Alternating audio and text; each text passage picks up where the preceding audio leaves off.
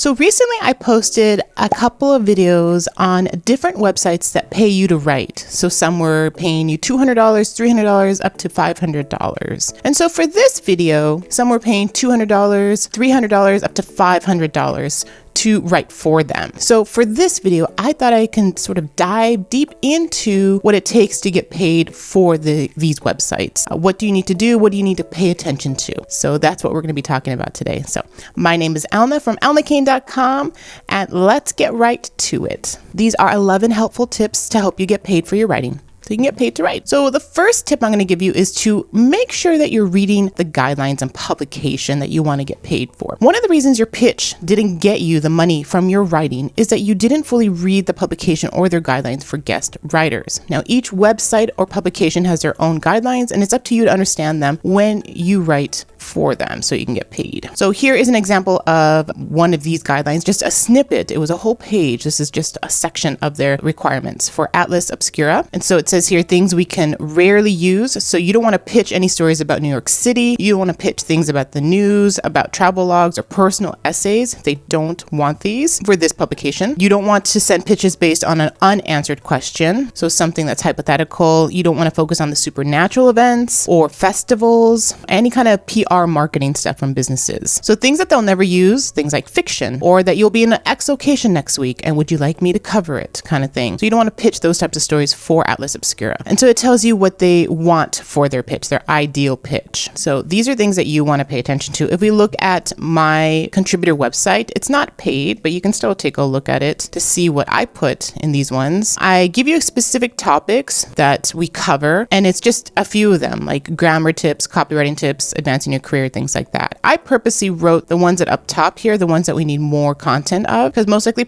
a person that's reading this are like, oh, okay, cool, grammar tips. I'm gonna write about that kind of thing. I give everyone their submission guidelines. So what we require, 1,000 words. Your headline needs to be in a form of a question. You can choose any topic that's related to freelancing or entrepreneurship. And I also mentioned that when you submit your post, we have the right to edit it, interlink it, to add imagery, to shorten it, or to make it longer, things like that. Because once you give your content to someone like a publishing website, it belongs to them. And I give you even ideas of how to find a topic for our contributor site. You can go to People Also Ask here and get lots of questions, since this is a frequently asked question website.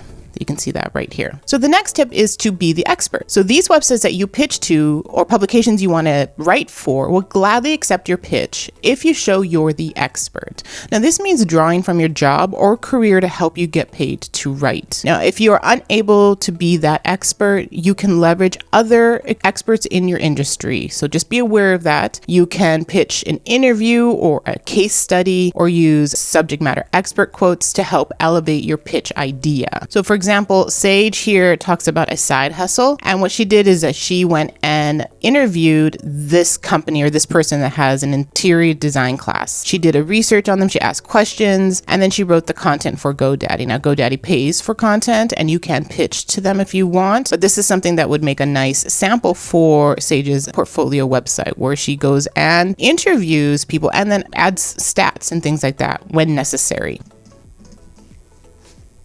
Other ways you can demonstrate your expertise is to really draw from your career. Now, even though you don't want to get paid for that, see if you can leverage aspects of that so that you can get paid. So if you work in retail, maybe you want to become a beauty freelancer or beauty copywriter, you can take aspects of that and maybe make it for sustainable businesses, do it eco-friendly and things like that, where you can branch out of your retail experience and use that to funnel what you know about the products that you promote or you sell in retail, right? So these are things that you can sort of dive deep into. So if you are a teacher or a nurse, you can leverage those ideas, and you might even have subject matter experts like a principal or like a doctor that you can leverage and use in your content, even if it's not about nursing or teaching, but it's an aspect of that. That's where you can sort of shine in your pitch when you start wanting to get paid for your writing. The next tip is don't pitch the same topic to to multiple sites. This is a big no-no in the blogging and freelancing world here, okay? So you don't want to pitch the same article to multiple websites or publications. Why? Because you run the risk of having all of them accept your pitch, or maybe just some of them. And Google doesn't like duplicate content. So you can't give the same article to two different sites. So even if it's not the full article and you pitch the same idea and they both accept it, you cannot write one article and give it to both of them. Google does not like duplicate content, and that website, if they find out that that has been previously published somewhere, will take down your post. And it's not great for your reputation as a freelance writer. So what you can do is have one main idea and have different angles when you pitch your ideas. That's the best way to get around this if you can't think of 100 different topics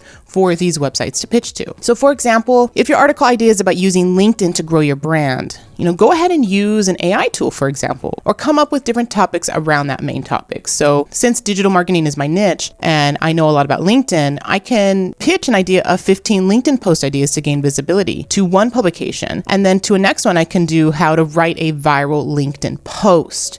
You see how those are two different ideas, but about the same topic. And then I can pitch another publication, this idea of 9 ways to build authentic relationships on LinkedIn. And I can do that by the posts that you post on LinkedIn by building those relationships. So all of these center around post and posting on LinkedIn, but they're all angled differently. I can even have similar ideas, but for a different audience. So if I have 15 LinkedIn post ideas, that could be for SaaS businesses. And then I can have maybe 12 LinkedIn post ideas for entrepreneurs, right? Or for bloggers. So it's the same topic, but it's for a different audience. And you might add different tools, different tips for that specific audience. If you can do that, you can have a similar idea, similar topic, but it's geared for a different audience. The next tip I can give you is to make sure that you are working on your bio. Now, your bio will be at the end of your guest post or your guest article, or your name will be hyperlinked to an author page, right? These are things that you want to scout when you start looking for websites and they pay for guest contributors. Look to see, do they even post the name of the author? Do they have an author bio? Do they have a link? Does it go to an author page? These are things that you want to be aware of, because you do want your name attached to your content so that you can use that as a marketing strategy for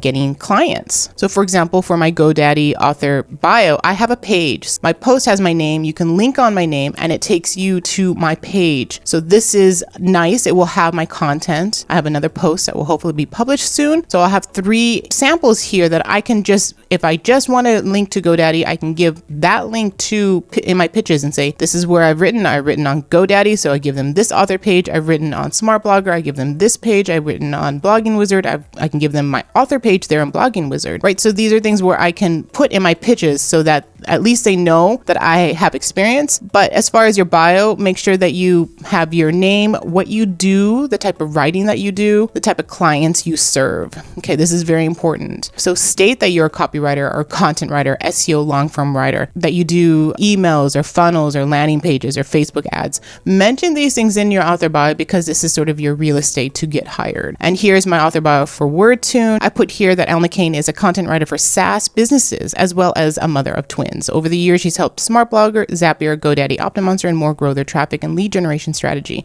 Her own blog has been cited as the top 100 best sites for freelance writers 7 years in a row. When she isn't writing, she's playing with her new kitty and shuttling her twins to sports. So I blended a lot of things in my author bio over the years. Now, if I landed this gig, let's say 5 years ago, my author bio would be different. It would be more marketing. It would be more for getting clients. But since I am at a place right now where I can pick and choose my clients, I can be a little bit more over the top with my author bio. I can mention that I'm a mom to twins. I can mention that I have a kitty, that I can mention that I'm doing these other things besides writing. But what I try to do is show potential clients that I have written for these other sites. And so if you want to hire me, know that you are getting a good quality writer. All right, the next tip is to include some SEO keywords. Now, unless the publication says to do no SEO, It's a good idea to add a few keywords so that your content can rank in Google and get more eyes to their sites. If I was going to write 15 LinkedIn post ideas to gain visibility as a paid article, I might use these keywords in my content. LinkedIn post ideas for business, best time to post on LinkedIn, LinkedIn business page, and posting on LinkedIn. These are keywords that I found using a SEO keyword tool, and they make sense to me. It's very easy to add posting on LinkedIn because that's what the post is about. I can even have a whole section on the best time to post on LinkedIn. That would be valuable content in my list post of 15 post ideas. I can add that at the end or in the beginning. And then LinkedIn post ideas for business is a natural term that I can use throughout my content if it's geared for businesses, which when I thought of this topic, it is. Now, if you need some more help, I do have a masterclass called Fast Track to SEO Writing. The link is in the description, so you can take a look at that if this is what you need help with. Now, the next tip is to add credible sources. So when writing your paid guest article, make sure you add stats and facts to your content to make it credible. But not every stat or fact is factual.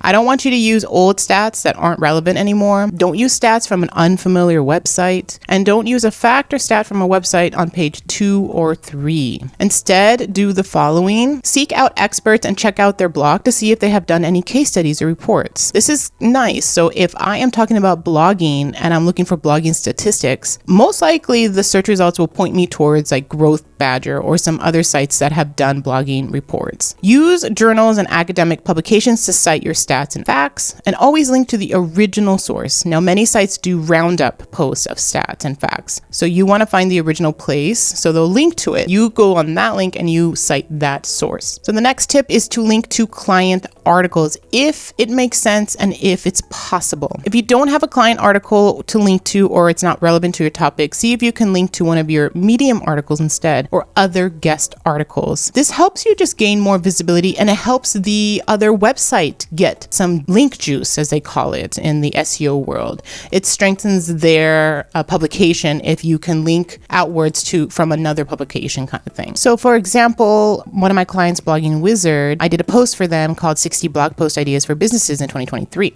So for this one, I made sure to link to one of my other clients, which is PageWiz right here. So here's the link right here. This just, for me, helps PageWiz get their brand out there, and it helps them, and they'll know that this is where the link is, and they'll see who wrote this, and they're like, oh, it's Elna, one of my writers. Doing things like this can help you, especially with the guest posting world. The guest poster might want you to be a regular contributor if you have access to linking out to these websites kind of thing. So it's something to consider, and if you're getting paid, you can also negotiate a better rate for that. Right, the next tip is to promote your article. Now, once your paid article is published, you should promote it on social media and in your email list if you have one. You want to get your article out there to help the publication, but this will also get more eyes to your article and potential leads. This is what I do whenever I have a guest article, a client article, is I share it on Twitter or on LinkedIn. The next tip is to keep your copies. Now, it's a good idea to keep a copy of your guest article and client pieces. Now, sometimes magazines fold or websites shut down. When this happens, your content is gone and you lose your portfolio piece. Now, this happened to me with one of my Opt-in Monster articles. They took one of my articles down and I had to lose that from my portfolio. So what you can do is on your computer, on your laptop, just have a folder called guest articles, and then under that, make folders of each published article, the website that it came from. So, I might have a Blogging Wizard folder. I have all my client folders. And then if I have a guest one, I have my guest one, Addicted to Success, for example, and then my post there. So if any of these sites fold, sometimes clients, they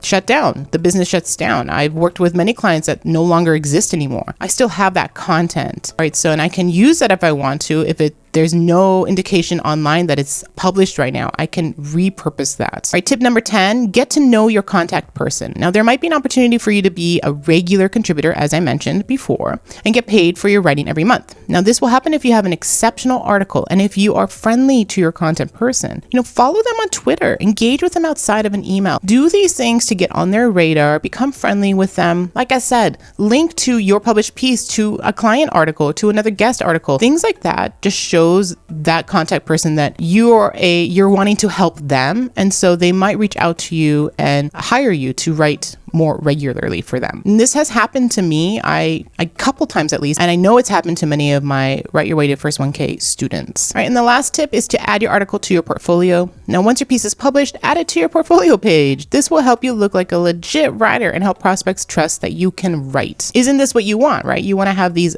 articles, these live articles that you can now link to on your portfolio page, because then that will look like you mean business, that you want to get paid for your writing. And these paid articles are actual pieces that you can promote on your portfolio if you want to. I mean, if you do personal essays and stuff and it's not your niche, then don't use that for a portfolio piece. But if it's related to your niche, definitely market them, use them. This will help you get clients. All right. And just if you haven't already enrolled, I do have a free course called Get Paid to Write, where I do give you some more tips and tools to landing your first client so that you can start making money writing. So make sure you check that out and enroll in that. Give this video a thumbs up and let me know in the comments below if you've pitched to any of these websites that I mentioned in the past few videos. And don't forget to subscribe to my channel, and I'll see you in the next video.